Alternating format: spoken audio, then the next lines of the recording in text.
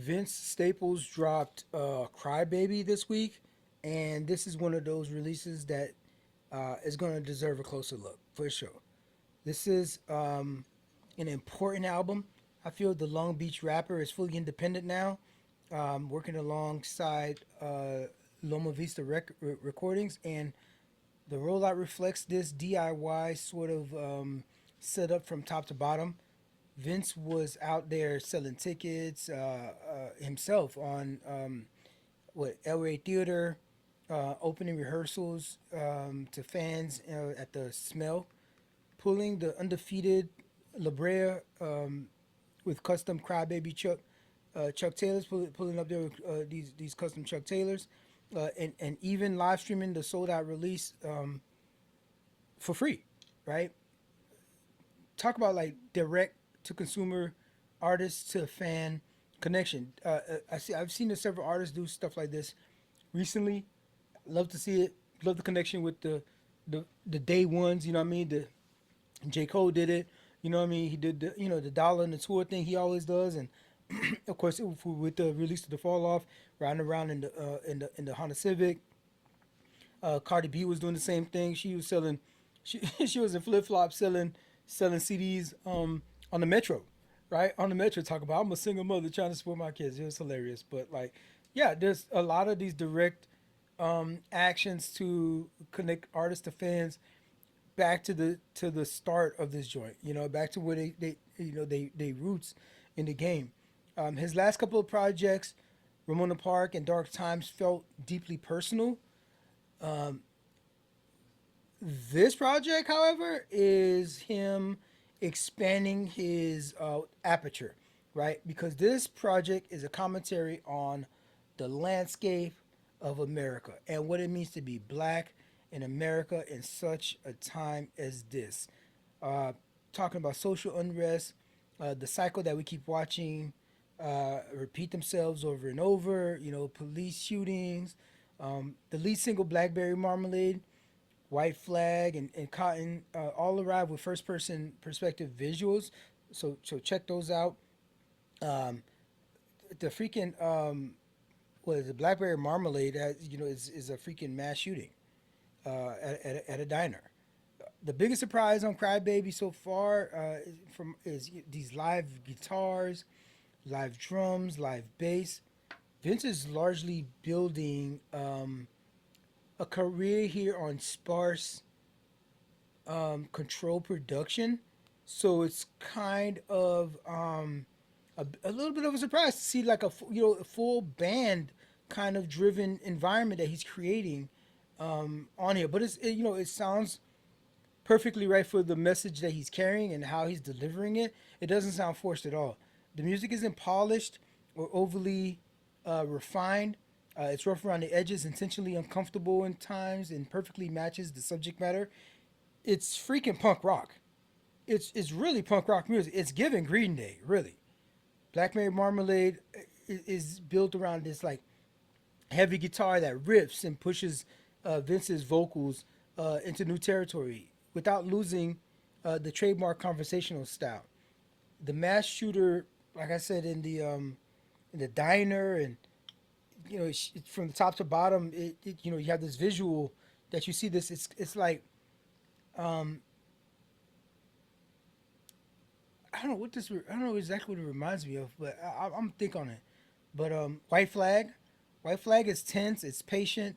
It's atmospheric. The visual is really it's very patient. You look at the visual, and he starts this white streak across the flag. He's got the American flag on the ground, and he's like painting it. I'll put a video here, and like with this white paint, and he's going over it, and like until the thing's completely white. And it's the production just gives him room to breathe and a chance to unpack this whole thing. He says sometimes love can turn to war. I've seen it all before, not far from part of the chorus. Try not to get too lost. It ain't no coming back soon as your back's against the wall. Light as a rock, rough as a hard place. Out of the box because of God's grace. And right there, I'm already getting the energy. And you see the vocal, the visuals, it helps identify this a little bit more. It's sort of the thing was like, you're between a rock and a hard place. that survival instinct might kick in, and you just want to fight and claw your way out of that corner. But at sometimes you've been fighting so long. Oh my life, I had to fight, right? Um, yeah. Can I just throw a white flag? Can we just like chill?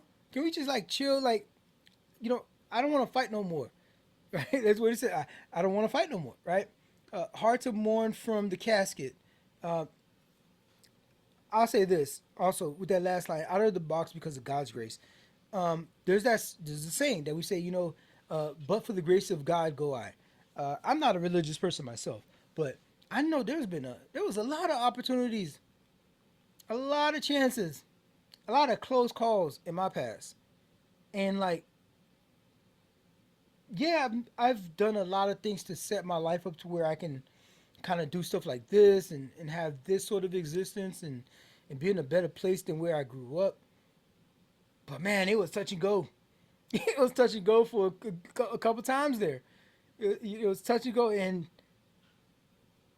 from the religious upbringing that I do still credit is like, you know what I mean? Like, there's some luck involved in there. There's like some kind of like something that happened that like maybe it was, if there's a God, it was you would call that some divine intervention to be like, no, not you, not you. You know what I mean? We're gonna line these things up, these sequence of events to where like you don't get hemmed up the way your buddy that you were shoulder to shoulder with gets hemmed up. And it's like there's a bit of luck involved in all of that. As much as we try to make great decisions and better decisions and learn from our mistakes and stuff, to get the opportunity to learn from that mistake and like do better and evolve and just like not have consequences, but for the grace of God, I could have been one of these dudes, right? I could have been one of these dudes. Hard to mourn from a casket. Like I could have been dead and gone several times. Let alone we're talking about jail, jail, jail. That's the least of it. I could have been dead and gone on several occasions. Several times, my fault. My fault. Other times, maybe wrong place, wrong time. Not my fault. Shouldn't be hurting people, but could have been me. Hard to mourn from a casket. Stars are born. I'm the galactic. When the pigs and stars are born, so like he's a star, born, into this thing, and he's a black star, right? Black star. He's, and also his career has is meteoric, right? He's got the TV show. Man, Vince Staples is one of our like generational creatives, generational artists. I don't know if y'all ever saw him. I saw him on the interview with Z-Way. He out Z-Way, right? Because he got into that character and he was like, boom, I'm here. That's the type of time you on? I'm here. Smart. Smart dude. People are like, I can't believe we still doing this in 2026 where we're underestimating rappers. We're underestimating hip hop artists. These are artists. They're smart people that had a particular set of options. They were going to be smart regardless of whatever timeline they were born in. Vince Staples is one of these cats. His TV show is amazing.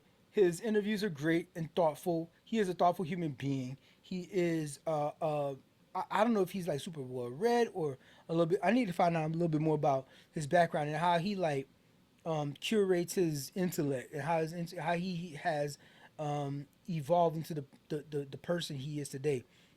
Dope stuff. That song is dope. Check that out. Cotton is another one. This whole album. I mean, look at the cover. Look at the cover art. All right, Crybaby. When there's like protests around the world, they send up this and I'll put a video here. They send up this baby Trump that they put up there, and what they're saying there is like nobody in the history of the world has ever been more aggrieved than this guy. Like to be so rich, to be so empowered. You are a white man in America, and then you became the president. But bruh, you be complaining. You be complaining like you like you just walking around with a permanent hangnail. Oh, you stub your toe every morning? Why are you always like this? Why are you always complaining? You have the most privileged and have never in his life ever suffered a single consequence. Think about what consequences are, right?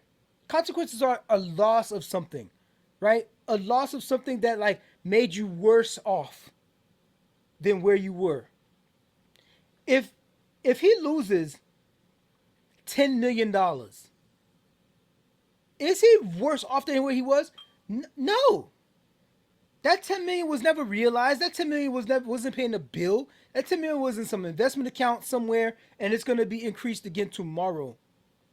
If he was fined that, he's never suffered a consequence that ever really materially changed his existence since we're from birth. Born with a silver spoon in his mouth, and ended up becoming president of the United States, the most privileged and protected position in history. And he's they complaining about stuff every day.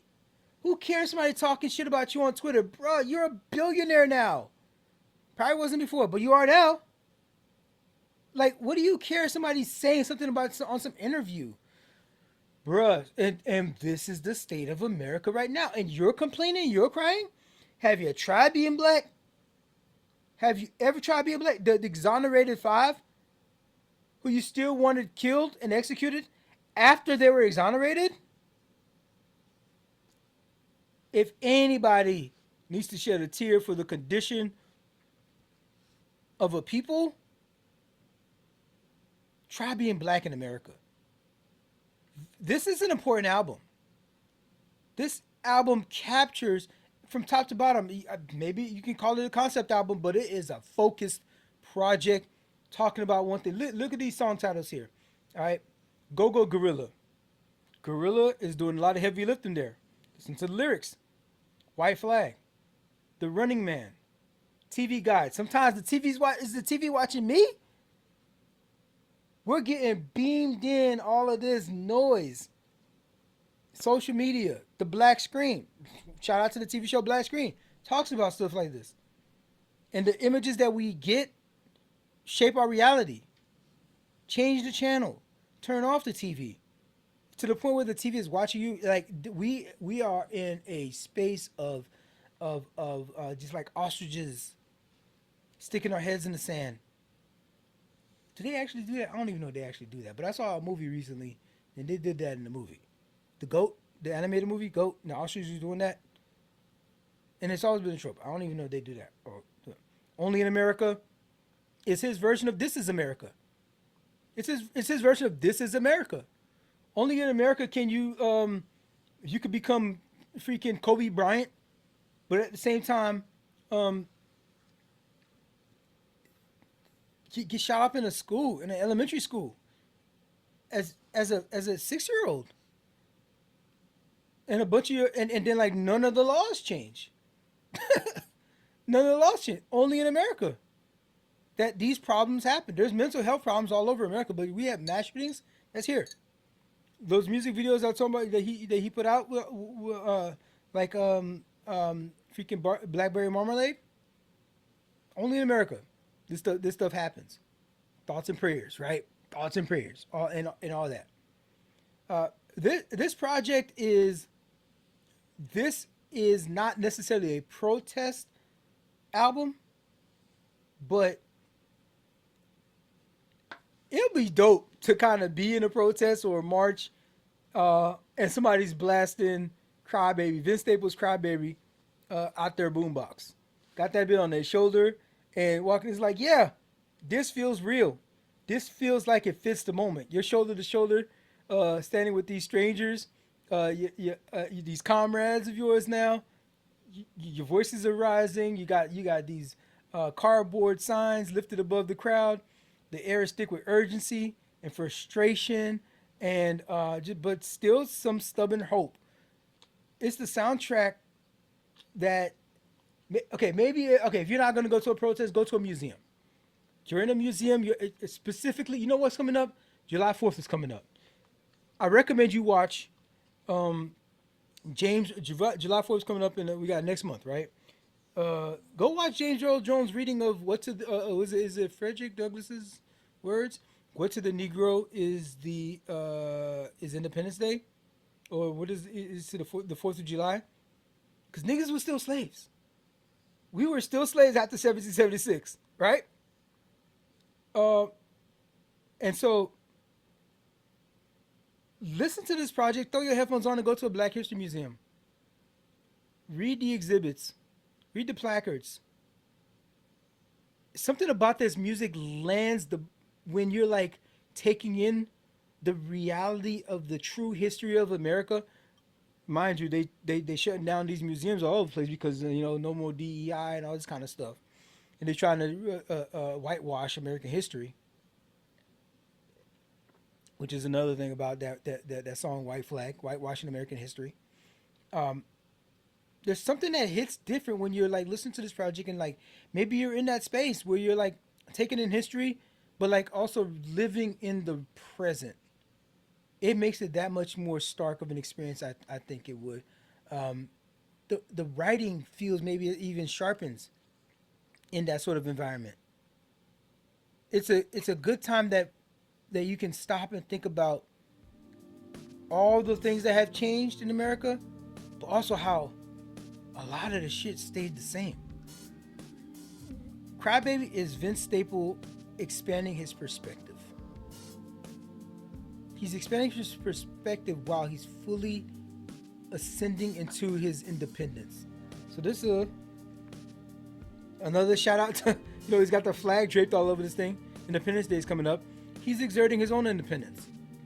From he's actually literally independent now. From the label. And he's taking it in this direction. So he did some of this sort of kind of stuff in his early work. So maybe this is back to him being true to his nature. The album, it asks you to listen carefully because it's meaningful stuff. And then it asks you, after you listen to it, go out there and get active.